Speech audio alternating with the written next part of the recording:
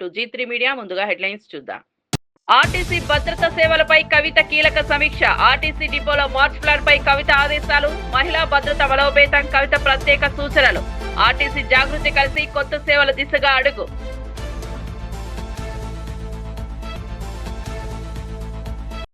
హైదరాబాద్ లో terror module. Raja Singh serious ప్రశ్న. ATS అరెస్టుపై Raja Singh సూటిగా నిలదీస్తూ ఫైర్. రాష్ట్ర భద్రతపై ప్రభుత్వం మౌనం ఎందుకు అని రాజా సింగ్ ప్రశ్న. టెర్రరిస్ట్ అరెస్టుతో భద్రతా వ్యవస్థపై చర్చ.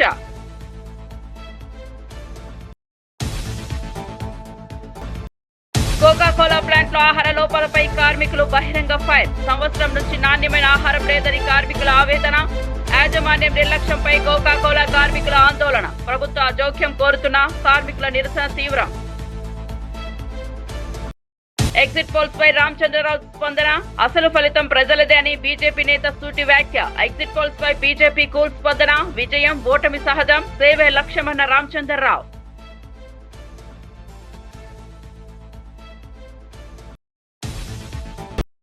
ధర్మారెడ్డిపై తప్పుడు ప్రచారం నిరాధారమన్న అంబటి. తిరుమలపై అబద్ధాలు ఆపండిని అంబటి రాంబాబు ఫైర్.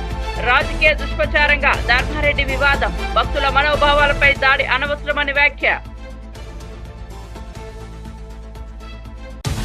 ఇక వార్త వివరాల్లోకి వెళ్తే, హైదరాబాద్ లోని ఆర్టీసీ బస్ భవన్ లో తెలంగాణ జాగృతి అధ్యక్షురాలు కల్వకుంట్ల కవిత ఆర్టీసీ ఎండీ నాగిరెడ్డితో ప్రత్యేక సమావేశం నిర్వహించారు. రాష్ట్ర వ్యాప్తంగా ఆర్టీసీ సేవల అభివృద్ధి, మహిళా భద్రత, ఉద్యోగుల సంక్షేమం వంటి పలు కీలక అంశాలపై ఈ సమావేశంలో చర్చ జరిగింది.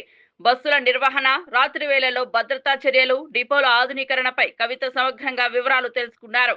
మహిళా ప్రయాణికుల కోసం షీ సేఫ్ చర్యలను మరింత బలోపేతం చేయాలని సూచించారు. తెలంగాణ జాగృతి చేపడుతున్న సాంస్కృతిక, సామాజిక కార్యక్రమాల్లో ఆర్టీసీ భాగస్వామ్యంపై కూడా చర్చ జరిగింది. ఉద్యోగుల సమస్యలు, వేతనాల పెంపు అంశాలను ఎండీ దృష్టికి తీసుకెళ్లి తక్షణ పరిష్కారం కోసం కవిత కోరినట్లు సమాచారం. ప్రజలకు మెరుగైన, సురక్షితమైన పబ్లిక్ ట్రాన్స్పోర్ట్ అందించడం రెండు పక్షాల లక్ష్యమని ఈ సమావేశం ద్వారా స్పష్టమైంది. వేసింది 1300 మందిని, అందులో 491ని తీసుకుంటామని మీరే జీవో ఇచ్చిండ్రు. అందులో మళ్ళీ ఏం కోతలు పెట్టకుండా మొత్తం 491 మందిని యథాతథంగా ఉద్యోగాలకు తీసుకోవాలని చెప్పి డిమాండ్ చేయడం జరిగింది. మరి ప్రభుత్వం ఆ దిశగా పాజిటివ్గా ఆలోచన చేస్తుందని చెప్పి నేను భావిస్తూ ఉన్నాను. అదేవిధంగా మరి చాలా హైర్ బస్సులు ఉన్నాయి, చాలా కొత్తగా ఎలక్ట్రిక్ బస్సులను ఇస్తున్నారు. అందులో డ్రైవర్ల మీద ఆర్టీసీకి నియంత్రణ లేకుండా పోతున్నది. అందులో డ్రైవర్లు ప్రభుత్వ ఉద్యోగులు, ఆర్టీసీ ఉద్యోగులు కాదు, వాళ్ళు ప్రైవేట్ వ్యక్తులు. వారికి మన ఆర్టీసీలో ఉండి కష్టపడి పనిచేస్తున్నటువంటి డ్రైవర్లకి అందరినీ సరిసమానంగా చూడడం కరెక్ట్ కాదు. ఒకటి. రెండు, మీరు తీసుకునేటటువంటి హైర్ బస్సులైనా ఎలక్ట్రిక్ బస్సులైనా మన ప్రభుత్వ ఉద్యోగులే ఉండాల్సిందే. ఎందుకంటే వీరికి ఉండే శిక్షణ వేరు, వాళ్ళకు ఉండే శిక్షణ వేరు. ప్రమాదాలు జరిగినప్పుడు బాధపడడం కన్నా ఆర్టీసీలో ఉన్న అందరు డ్రైవర్లకు కూడా శిక్షణ ప్రభుత్వమే బాధ్యత తీసుకొని ఇప్పియాలి. హైర్ బస్సులైనా ఎలక్ట్రిక్ బస్సులైనా మన ఉద్యోగస్తులే ఉండాలనే డిమాండ్ ఇంకోటి చేస్తూ ఉన్నాము. అదేవిధంగా చాలా పెండింగ్ డ్యూస్ ఉన్నాయి, చాలా పెండింగ్ బిల్స్ ఉన్నాయి రావాల్సినటువంటిది. వాటన్నిటిని కూడా త్వరితగతిన రిలీజ్ చేయాలి. అన్నిటికన్నా ముఖ్యమైనటువంటి అంశం, ఆర్టీసీని ప్రభుత్వంలో విలీనం చేసుకోవడానికి అన్ని రకాల జీవోలు, అన్ని రకాల ఆర్డర్లు సిద్ధంగా ఉన్నప్పటికీ ఆ అంశాన్ని పక్కకు పెట్టింది ఈ కొత్త ప్రభుత్వం. కాబట్టి కాంగ్రెస్ ప్రభుత్వాన్ని నేను డిమాండ్ చేస్తూ ఉన్నా, ఆర్టీసీని ప్రభుత్వంలో విలీనం చేసేటటువంటి ప్రక్రియను మీరు పూర్తి చేయాలి. దాని మీద శ్రద్ధ పెట్టి ఆలోచన చేయాలి. తద్వారా ఒక సేఫ్ ప్రయాణం ప్రజలకు, అదేవిధంగా భద్రమైన ఉద్యోగస్తులకు ఇచ్చేటటువంటి ఆస్కారం ఉంటుంది. కాబట్టి ఆ దిశగా ఆలోచన చేయాలని చెప్పి నేను డిమాండ్ చేస్తూ ఉన్నాను. Thank you. జై తెలంగాణ. కార్మికుల ఐక్యత, కార్మికుల ఐక్యత, కార్మికుల ఐక్యత. జై తెలంగాణ, జై జాగృతి.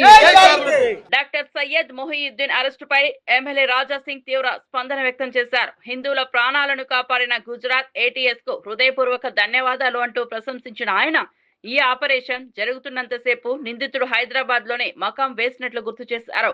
నగరంలో 3-4 రోజుల పాటు కార్యకలాపాలు నిర్వహించిన టెర్రరిస్ట్ మాడ్యూల్ ను గుజరాత్ ఏటీఎస్ అరెస్ట్ చేయడం ఆశ్చర్యకరమని పేర్కొన్నారు. అయితే మన తెలంగాణ పోలీస్ ఏం చేస్తోంది?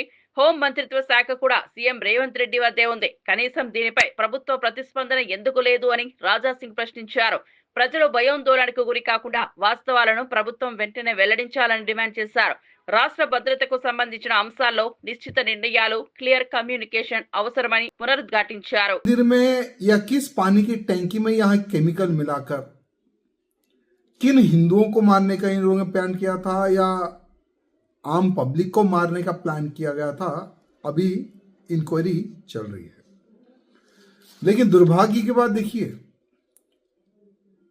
फिर से एक बार आतंकियों के तार हैदराबाद तेलंगाना से जुड़ रहे हैं। 2014 से पहले भी भारत के किसी भी कोने में बम धमाका होता था तो आतंकी हैदराबाद में पकड़ा जाता था, असदुद्दीन ओवैसी के पार्लियामेंट क्षेत्र में, या हैदराबाद से उसके लिंक निकलते थे। आज फिर एक बार इसी क्षेत्र से एक आतंकवादी पकड़ा गया, बहुत ही दुर्भाग्य की बात है।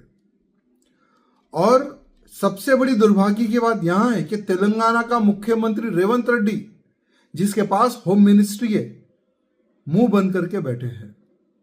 तेलंगाना का डीजीपी, पुलिस का डीजीपी मुंह बंद करके बैठे हैं। ये दुर्भाग्य की बात है। मैं हमारे मुख्यमंत्री जी से पूछना चाहता हूं कि ये मोइनुद्दीन सैयद जिसने खतरनाक केमिकल बनाया था, आप गुजरात की एटीएस पुलिस को पहले तो धन्यवाद बोलिए जिन्होंने आतंकी को पकड़ा है। दूसरी बात, एटीएस पुलिस से पूछिए कि यहां जो आतंकी पकड़ा है आप लोगों ने हमारे तेलंगाना का, इसका क्या प्लान था? कौन से मंदिर के वाटर टैंक में ये लोग केमिकल मिलाकर हिंदुओं को मारने का प्लान करे थे क्या? या जैसे हिमासागर है हमारे पास, गंडीपेट एक बहुत बड़ी नदी है, क्या उसमें ये लोग केमिकल मिलाकर क्या आम जनता को क्या ये लोगों ने मारने का प्लान किया था? रेवंत रेड्डी जी मुंह खोलिए, पूछिए, थोड़ा इंक्वायरी कीजिए। हमारे तेलंगाना के डीजीपी साहब भी साइलेंट है। आज मैं पूछना चाहता हूं, क्या तेलंगाना की जनता यहां कांग्रेस की सरकार में क्या सुरक्षित है? क्या इन आतंकियों से क्या तेलंगाना की जनता क्या सुरक्षित है? यहां तेलंगाना की जनता पूछ रही है। मैं हमारे मुख्यमंत्री से निवेदन करना चाहूंगा कि इस चीज का खुलासा हो कि यहां आतंकी के पीछे कौन सी पॉलिटिकल पार्टी का सपोर्ट था, किन किन लोगों का इस आतंकियों को फाइनेंशियली फिजिकली सपोर्ट दिया जा रहा था। क्या और भी इस आतंकी के कोई फैमिली मेंबर्स क्या इस आतंकी से क्या मिले हुए हैं क्या? यहां सारी सवाल जनता पूछ रही है और जनता को अधिकार है। आप जनता को गुमराह ना करें। 3 से 4 दिन से एटीएस पुलिस आकर तेलंगाना में डेरा डालकर बैठी, क्यों बैठी है? और कितने आतंकियों को पकड़ने का प्लान है? मुख्यमंत्री जी जनता को बताइए, क्योंकि जनता आज अपने आप को सुरक्षित महसूस नहीं कर रही है। इसलिए जनता आज भय के वातावरण में रह रही है। इसलिए जनता को जवाब देने की जिम्मेवारी तेलंगाना के मुख्यमंत्री एवं डीजीपी की रहती है।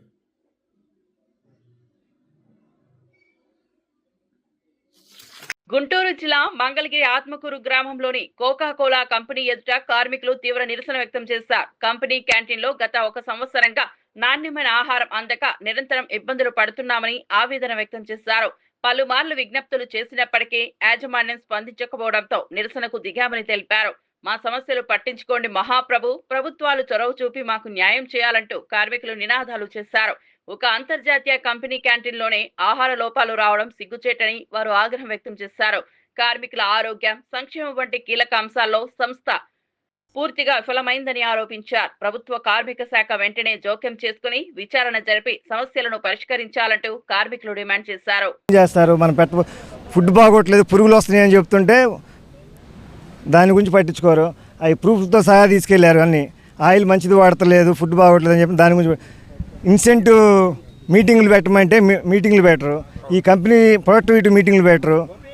ఇంకా సేఫ్టీ గురించి అడుగుతున్న సేఫ్టీ కూడా చాలా ఘోరంగా ఉంది. ఇక్కడ పట్టించుకొని మీటింగ్లు పెట్టమంటే దాని గురించి కూడా కోకోలా కంపెనీ సేఫ్టీలో నెంబర్ 1గా ఉంటుంది. అలాంటిది ఈ కంపెనీలో సేఫ్టీ అడుగుతున్న రెస్పాన్సిబిలిటీ లేదు వాళ్ళకి. అసలు ఇక్కడ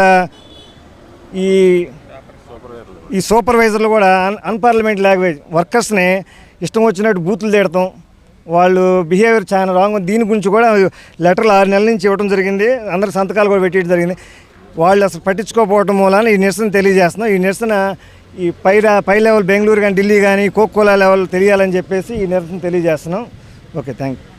ఢిల్లీలోని మహిపాల్పూర్ ప్రాంతంలో ఉదయం 9:15 నిమిషాలకు రాడిసన్ హోటల్ సమీపంలో భారీ శబ్దం వినిపించడంతో స్థానికులు భయాందోళనకు గురయ్యారు. ఆ శబ్దాన్ని పేలుడు అని భావించిన ఓ మహిళ వెంటనే పోలీసులకు కాల్ చేసి సమాచారం అందించారు. దాంతో అలర్ట్ అయిన పోలీసులు కొన్ని నిమిషాల్లోనే సంఘటనా స్థలానికి చేరుకుని సమగ్ర తనిఖీలు చేపట్టారు. ప్రారంభ పరిశీలనలో పేలుడు జరిగినట్టు ఎలాంటి ఆధారాలు లభించలేదు.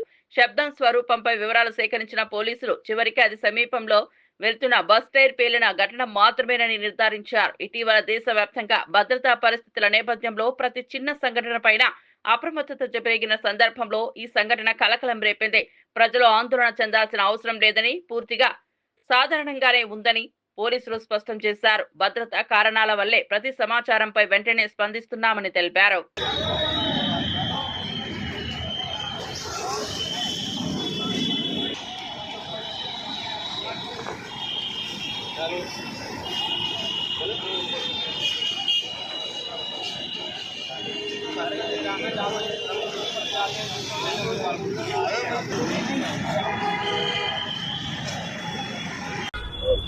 क्या नाम है आपका? मेरा नाम है अभय यादव।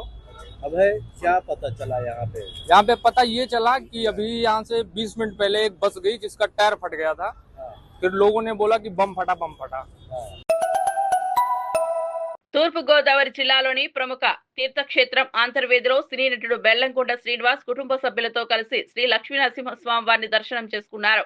ఆలయ అధికారులు ఆయనకు ఆలయ మర్యాదలతో స్వాగతం పలికారు. దర్శనం అనంతరం ప్రత్యేక పూజలు నిర్వహించగా అర్చకులు వేద మంత్రాలతో వేదాశీర్వచనం చేశారు. స్వామివారి దివ్య దర్శనం ఎల్లప్పుడూ భగవంతుని సాన్నిధ్యాన్ని అనుభవించేలా చేస్తోందని, అంతర్వేది దేవాలయం తనకు ఎంతో ప్రత్యేకమని బెల్లంకొండ తెలిపారు. ఆలయ అభివృద్ధి, భక్తులకు అందించే సేవలు మరింత విస్తరించాలని ఆయన ఆకాంక్ష వ్యక్తం చేశారు. అనంతరం ఆలయ అధికారులు స్వామివారి ప్రతిమను, తీర్థ ప్రసాదాలను అందజేశారు.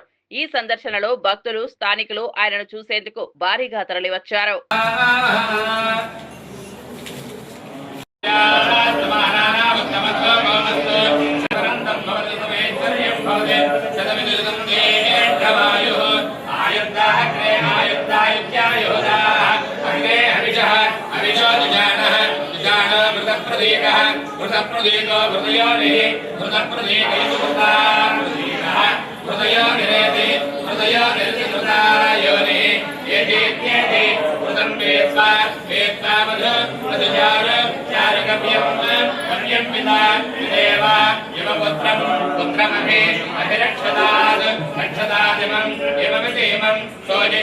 ఆంధ్రప్రదేశ్ అభివృద్ధి పథంలో ముందుకు సాగుతుందని మంత్రి నారా లోకేష్ పేర్కొన్నారు. రాబోయే 3 సంవత్సరాల్లో రాష్ట్రంలో 30,000 మందికి పైగా యువతకు ఉపాధి అవకాశాలు సృష్టించనున్నట్లు తెలిపారు. సీఎం చంద్రబాబు నాయుడు నేతృత్వంలో అభివృద్ధి వికేంద్రీకరణ లక్ష్యంతో ప్రభుత్వం పనిచేస్తోందని లోకేష్ వివరించారు. అనకాపల్లి జిల్లాలో ఆర్సెల్ మిట్టల్ భారీ పరిశ్రమ త్వరలో ప్రారంభం కానుందని, ఈ ఒక్క సంస్థ ద్వారానే వేలాది ఉద్యోగాలు లభించనున్నాయని చెప్పారు. Lunch, and then I personally drove them, showed them where the land will be allotted. A month later, it was followed by my visit to their office. Then a month after, their leadership came and met our Honorable Chief Minister, Shri Chandrababu Naidu Garu. Again after that, in Davos, we followed up the meeting. We coordinated with the Honorable Prime Minister, Shri Narendra Modi ji, with the Honorable Finance Minister, Nirmala Sitharaman Garu, Ashwini Vaishnav ji, who is our IT Minister in Government of India. And then in 13 months, we made an announcement, and by end of this month, we are going to lay foundation stone for Google project here in Visakhapatnam. The second project we are particularly proud about is the ArcelorMittal project that is coming in Anakapalli. This project started with merely a Zoom call between Aditya Mittal and myself. Aditya and I know each other. We go a long way. I reached out to him and I said, I hear that you're looking at investing in India. Please come invest in Andhra Pradesh. He had 3 specific asks from us. 2 of them had to do with Andhra Pradesh government. One of it had to do with Government of India. Our Honorable Chief Minister Chandrababu Naidu Garu met the Honorable Prime Minister Narendra Modi ji twice just for ArcelorMittal project to get a slurry pipeline from NMDC మంత్రి కొండా సురేఖ ఇటీవల చేసిన వ్యాఖ్యలపై స్పందిస్తూ కీలక వివరణ ఇచ్చారు. తనకు ఎవరిపైనా వ్యక్తిగత ద్వేషం లేదని, కేటీఆర్ రెచ్చగొట్టిన పరిస్థితుల్లోనే ఆ వ్యాఖ్యలు బయటపడ్డాయని తెలిపారు. ఆ సమయంలో వాతావరణం ఉద్రిక్తంగా ఉండటం, ప్రేరేపణ రావడం వల్లనే నా మాటలు కాస్త కఠినంగా వినిపించాయని చెప్పారు. ఎవరినైనా ఉద్దేశించి నొప్పించినట్లయితే బాధపడుతున్నానని, ఈ విషయాన్ని హృదయపూర్వకంగా అంగీకరించానని తెలిపారు. ఇప్పుడు నేను భావోద్వేగానికి లోనై మరి కొన్ని ఆయన మీద నేను విమర్శలు చేయాల్సిన అవసరం వచ్చింది. ఆ సందర్భంలో నాకు ఇంకెవరి మీద కూడా వ్యక్తిగత ద్వేషం కానీ మరి వ్యక్తిగత కోపం కానీ లేదు. అనుకోని ఆ సందర్భంలో ఒక కుటుంబం మాట నేను తీయడం ఏదైతే ఉందో అది అనుకోకుండా నా నోటి నుంచి జరగడం జరిగింది. ఆ తర్వాత వారి ట్వీట్ చూసిన తర్వాత నేను కూడా చాలా బాధపడ్డాను. ఎందుకంటే ఏ విషయంలో నేనైతే బాధపడతా ఉన్నానో ఆ విషయంలో నేను ఇంకొకరిని నొప్పించాను అని తెలిసి రాత్రి వెంటనే మరి దాన్ని వెనక్కి తీసుకుంటూ నేను ట్వీట్ చేయడం జరిగింది. కాబట్టి నాకు జరిగిన అవమానం, నేను పడ్డ బాధ ఇంకొకరు పడకూడదు అనేటువంటి ఒక ఆలోచనతోటి నేను బేషరతుగా దాన్ని వెనక్కి తీసుకోవడం జరిగింది. బీజేపీ తెలంగాణ అధ్యక్షుడు రామచంద్రరావు ఎగ్జిట్ పోల్స్ పై స్పందిస్తూ స్పష్టమైన మాట చెప్పారు. ఏ ఎగ్జిట్ పోల్స్ అనుకూలంగా వచ్చినా ప్రతికూలంగా వచ్చినా తమ పార్టీ దాన్ని పెద్దగా పట్టించుకోదని తెలిపారు. ఎన్నికల్లో అసలు తీర్పు ప్రజలదేనని, కొన్ని గంటల్లోనే ఓట్ల లెక్కింపు ప్రారంభం కావడంతో పరిస్థితి స్పష్టంగా తెలిసిపోతుందని అన్నారు. ఎవరికి విజయం వచ్చినా అది ప్రజాస్వామ్యంలో సహజం. విజయం వస్తే మేము పొంగిపోం, ఓడినా కుంగిపోం. మాకు ప్రధాన లక్ష్యం ప్రజలకు ప్రత్యామ్నాయం చూపించడం, బలమైన పరిపాలన అందించడమేనని రామచంద్రరావు చెప్పారు. ఫేవర్ వస్తే మనం ఎగరటము, మా ఫేవర్ రాకపోతే దుఃఖంగా ఉండటం అది లేదు. కొన్ని గంటల్లో ఎలక్షన్స్ కౌంటింగ్ స్టార్ట్ అవుతుంది. మనం వెయిట్ చేద్దాం. రేపు రిజల్ట్ రాగానే రియాక్షన్ ఇద్దాం. టీటీడీ ఈవో ధర్మారెడ్డి అప్రూవర్ గా మారారని టీవీ5, ఏబిఎన్ వంటి ఛానళ్లు ప్రచారం చేయడం పూర్తిగా నిరాధారణమని వైఎస్ఆర్సీపీ నేత అంబటి రాంబాబు తీవ్రంగా విమర్శించారు. పవిత్రమైన తిరుమలను రాజకీయ ప్రయోజనాల కోసం దుష్ప్రచారం చేయడం దారుణమని అన్నారు. ఎన్నో పాపాలు చేసిన బీఆర్ నాయుడు వంటి వారు ఇలాంటి వార్తలను వ్యాప్తి చేయడం బాధాకరమని వ్యాఖ్యానించారు. దైవాన్ని అడ్డం పెట్టుకునే అసత్యాలు చెప్పడం సమాజానికి మంచిది కాదని హెచ్చరించారు. ఈవో ధర్మారెడ్డి ఇప్పటికే మీడియాలో స్పష్టతనిచ్చి తప్పుడు ప్రచారానికి తాను సంబంధం లేదని వెల్లడించిన విషయాన్ని గుర్తు చేశారు. ప్రజల అసత్య ప్రచారాలకు లోను కాకుండా నిజాన్ని తెలుసుకోవాలని అంబటి రాంబాబు విజ్ఞప్తి చేశారు. జరుగుతూ ఉంటే లోపల నుంచి బయటికి రాకముందే అప్రూవర్గా మారిపోయాడు. అప్రూవ్గా మారిపోవటమే కాదు, ఇంకేదో చెప్తారండి వీళ్ళు. టీటీడీ మాజీ చైర్మన్ వైవి సుబ్బారెడ్డి ఒత్తిడి వల్లనే అన్నీ జరిగాయండి. ఏం జరిగాయేమో నాకు అర్థం కాల. సుబ్బారెడ్డి మీద నెట్టేశారని, సుబ్బారెడ్డి గారి ఒత్తిడి చేయటం వల్లనే జేఈఓ గారు ఈ కార్యక్రమాలన్నీ చేశారు. ఏ కార్యక్రమాలు నాకు అర్థం కాదు. అసలు కార్యక్రమమే లేదు అక్కడ అవినీతియే లేదు, అక్కడ కల్తీ నెయ్యే లేదు, కల్తీ లడ్డూనే లేదు, లేకపోయినా అన్నీ జరిగిపోయినాయి అనేటువంటి మాట్లాడేటువంటి ప్రచారం అసలు సిట్టు కన్నా కూడా వీళ్ళు ఎక్కువ ఇన్వెస్టిగేషన్ డిపార్ట్మెంట్ లాగా తయారై. బీఆర్ నాయుడు ఒక పవిత్రమైన స్థానంలో ఉన్నావు కదా, చాలా పాపాలు చేసావు ఇంతకుముందు. ఆ స్థానంలోకి వచ్చిన తర్వాత అయినా సరే పాపాలు మానవయ్యా, ఉన్నదున్నట్టు చెప్పే ప్రయత్నం చేయండి. ఒక పవిత్రమైనటువంటి స్థానంలో నిన్ను కూర్చోబెట్టారు. కనకపు సింహాసనమున సునకము కూర్చోబెట్టినట్టుగా ఒక పవిత్రమైన స్థానంలో చంద్రబాబు నాయుడు నిన్ను కూర్చోబెట్టాడు, ఒక దైవ సన్నిధిలో. టీవీ5లో ఎలాంటి వార్తలు వేస్తామంటే నాకు అర్థం కాదు. అంటే నీకు రాజకీయ కక్ష తీర్చుకోవడానికి నీ ఛానల్, నీ పదవిని ఉపయోగించుకునేటటువంటి దౌర్భాగ్యమైన పరిస్థితికి నువ్వు. రాష్ట్రంలోని 17 మెడికల్ కాలేజీలను పీపీపీ విధానంలో అప్పగించాలన్న ప్రభుత్వ నిర్ణయాన్ని వైఎస్ఆర్సీపీ అధ్యక్షులు మేరుగ నాగార్జున తీవ్రంగా ఖండించారు. ఈ నిర్ణయం పేదలకు అందుబాటులో ఉన్న వైద్య సేవలను దూరం చేస్తోందని ఆగ్రహం వ్యక్తం చేశారు. ప్రజా సంఘాలతో కలిసి పార్టీ 1 కోటి సంతకాల సేకరణ కార్యక్రమాన్ని ప్రారంభించిందని, ప్రజల మద్దతు విపరీతంగా లభిస్తోందని తెలిపారు. ఈ నిర్ణయాన్ని వ్యతిరేకిస్తూ ర్యాలీలు, నిరసనలు నిర్వహించగా ప్రభుత్వమే వేలాది మంది కేసులు పెట్టి ప్రజాస్వరం అణగదొక్కే ప్రయత్నం చేస్తోందని మండిపడ్డారు. కేసులు పెట్టడం ద్వారా ప్రజా ఉద్యమాన్ని ఆపలేరని, మరింత చురుగ్గా ప్రజల పక్షాన పోరాటం కొనసాగిస్తామని పేర్కొన్నారు.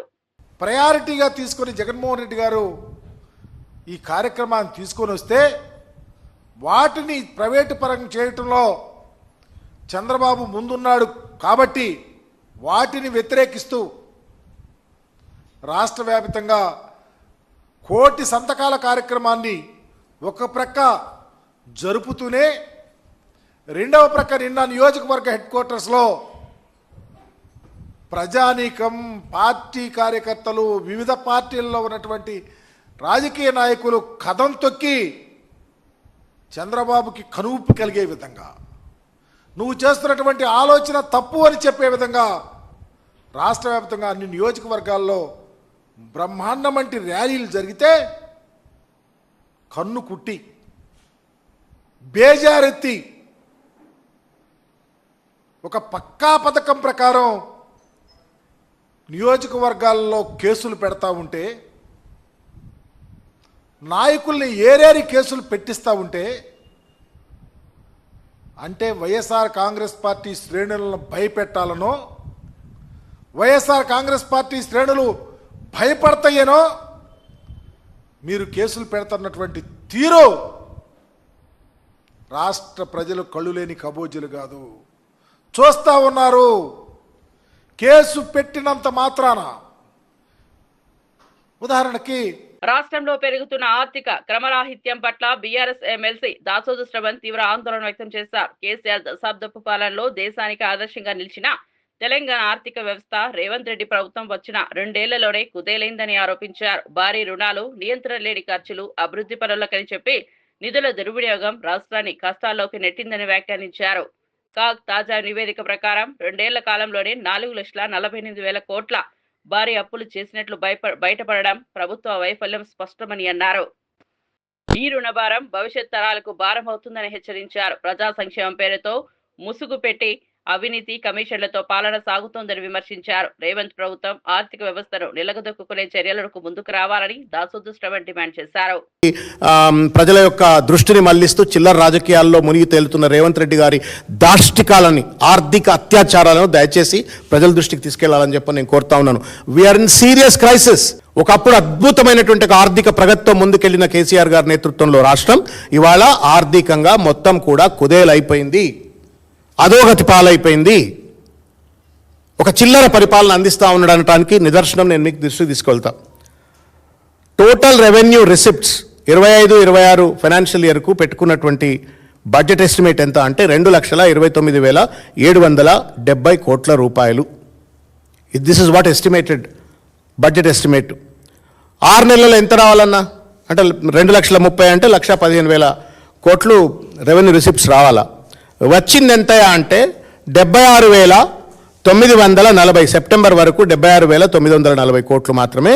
Which means that it is just around 33% మాత్రమే. ఎక్కడైతే 50% సెప్టెంబర్ వరకు రెవెన్యూ రిసిప్ట్స్ రియలైజ్ కావాలో అక్కడ కేవలం 33% రెవెన్యూ రిసిప్ట్స్ మాత్రమే రియలైజ్ అయినాయి.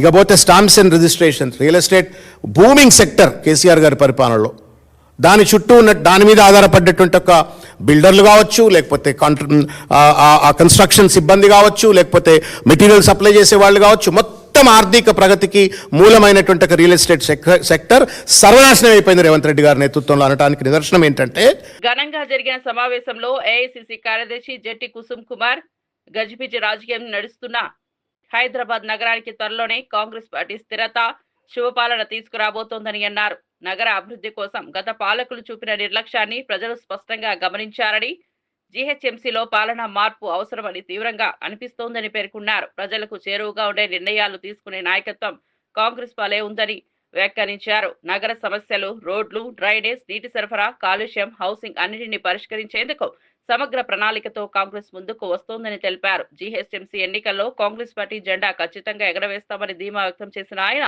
నగరవాసుల మద్దతుతో కొత్త మార్పు రావడం తప్పదని స్పష్టం చేశారు. ఉండటం అనేది చాలా అవసరం.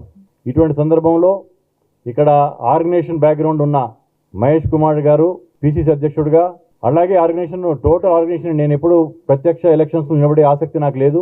చాలా మంది ఏఐసిసి నుంచి కూడా చాలాసార్లు నన్ను నిలబడమని అనటం కూడా జరిగింది. కానీ నాకు డైరెక్ట్ ఎలక్షన్స్లో నిలబడే ఆసక్తి లేదు. ఆర్గనైజేషన్లోనే నా యొక్క ప్యాషన్, ఆర్గనైజేషన్లోనే పనిచేస్తూ వస్తున్నాను గత 35 సంవత్సరాల నుంచి. ఆర్గనైజేషన్లో భాగంగా నాకు ఈరోజు ఈ బాధ్యత ఇవ్వడం జరిగింది. దానికి అందరికీ కృతజ్ఞతలు తెలుపుతూ, నేను ఒరిస్సా రాష్ట్రంలో ఇన్ఛార్జిగా ఉన్నా కానీ నా పేరెంట్ రాష్ట్రం తెలంగాణ కాబట్టి తెలంగాణ రాష్ట్రంలో పార్టీ కోసం నా యొక్క మిగతా టైం ఒరిస్సాలో ఇచ్చిన టైం కాకుండా మిగతా టైంని నేను తెలంగాణ రాష్ట్రంలో కాంగ్రెస్ కమిటీకి ఇస్తాను.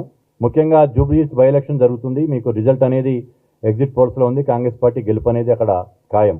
దాని తర్వాత ఆ ఒక్క గెలుపుతోనే ఆగకుండా మా యొక్క నెక్స్ట్ గోల్ జిహెచ్ఎంసీలో కాంగ్రెస్ పార్టీ జెండా ఎగరేయాలి. జిహెచ్ఎంసీలో కాలక్రమేణా కొన్ని కారణాల వల్ల కాంగ్రెస్ పార్టీ బలహీనపడింది.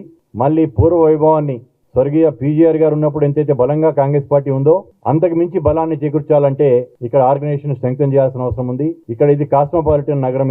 ఈ నగరంలో అన్ని వర్గాలని, అన్ని మతాలని, అన్ని కులాలని ఎంబడ తీసుకొని ముందుకెళ్తేనప్పుడే జిహెచ్ఎంసీలో కాంగ్రెస్ జెండా ఎగరేస్తుంది. మీ అందరికీ అందరూ సీనియర్ జర్నలిస్టులు ఉన్నారు ఇక్కడ.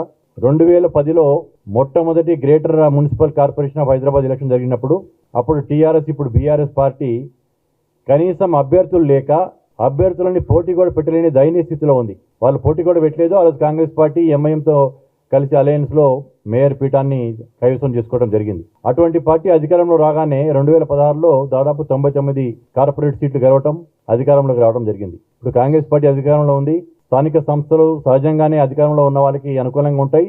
దాంతోపాటు హైదరాబాద్ నగరానికి కాంగ్రెస్ పార్టీ చేసిన సేవలు, ఓఆర్ఆర్ కావచ్చు, ఇప్పుడు ఆర్ఆర్ రాబోతుంది, ఫ్యూచర్ సిటీ రాబోతుంది.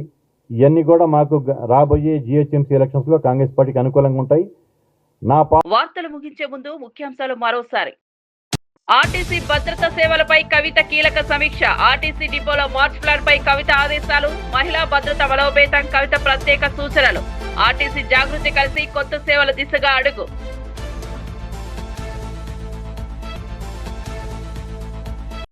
హైదరాబాద్ లో terror module. Raja Singh serious ప్రశ్న. ఏటీఎస్ అరెస్టుపై రాజా సింగ్ సూటిగా నిలదీస్తూ ఫైర్. రాష్ట్ర భద్రతపై ప్రభుత్వం మౌనం ఎందుకు అని రాజా సింగ్ ప్రశ్న. టెర్రరిస్ట్ అరెస్టుతో భద్రతా వ్యవస్థపై చర్చ.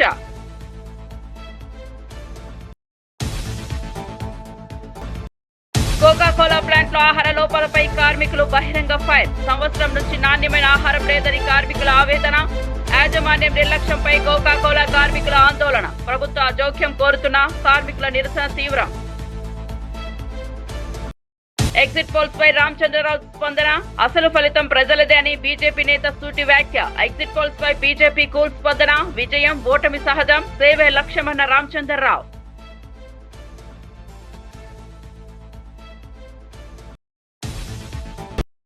ధర్మారెడ్డిపై తప్పుడు ప్రచారం నిరాధారమన్న అంబటి. తిరుమలపై అబద్ధాలు ఆపండిని అంబటి రాంబాబు ఫైర్.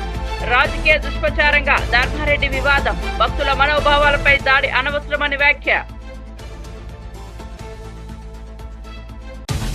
ఈనాటి వార్తా విశేషాలు. మరో బులెటిన్లో మళ్ళీ కలుద్దాం. నమస్కారం.